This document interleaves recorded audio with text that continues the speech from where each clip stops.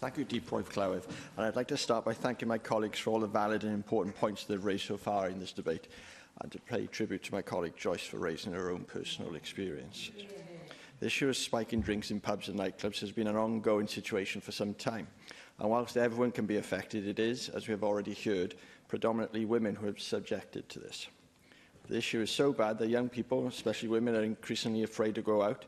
And in Swansea, for example, it has already prompted an organised response from university students where they've held the big night in on the 24th of October this year, as already been highlighted by other members in this chamber, and which encouraged students not to go out nightclubbing on the busiest day of the week, in hope of raising of awareness and forcing nightclubs to address the problem.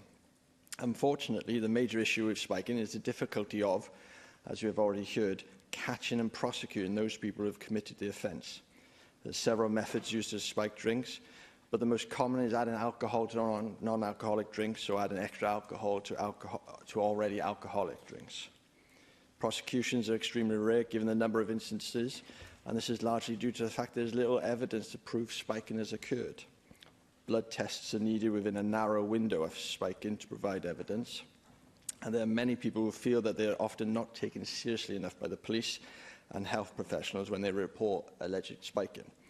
Basically, that they've drunk too much or they can't handle their drink. Worryingly, a survey conducted by the Alcohol Education Trust has, in some way, revealed the extent of this problem. The survey of 750 people found that 35% of drinks were spiked at private parties, and 28% in nightclubs, 13% in bars, and 7% in festivals. As many as 1 in 7 women aged between 16 and 25 reported being targeted, though 92% of the victims chose not to report their experiences to the police. Of those who did, the survey revealed that nothing happened as a result. The lack of criminal prosecutions for spiking drinks has left those perpetrators so confident they have now started injecting people. This extremely worrying behaviour is seemingly becoming more prevalent, and because these needles are being reused over and over again, it also increases the risks of their victims catching diseases such as HIV and hepatitis. While spiking a drink can carry a maximum sentence of 10 years, the problem lies in the ability of the police to reliably catch people spiking them and to prosecute accordingly. This remains an exceptionally difficult thing for them to do, and I believe that until an appropriate system is put into place, men and women will continue to be subjected to this abhorrent crime. At this present time, the issue of spiking drinks is at the forefront of people's minds because of recent media attention. People will naturally become more vigilant in the short term. However, this is simply pushing those people who spike drinks into the shadows. And as time goes on and this issue is no longer covered by the media, they will return.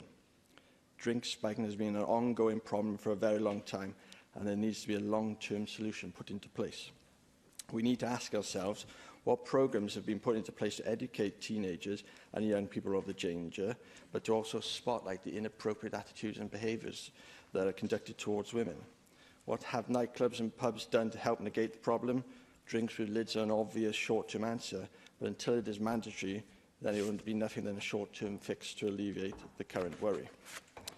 We need better CCTV installed in our nightclubs and pubs, better access to testing facilities, and better collection of evidence to identify repeating patterns of behaviour. Unless there is political will to make long-term changes, this will remain an ongoing risk for our young people for some time. And this is why we need to support this debate and put into place firm action to tackle it. Thank you.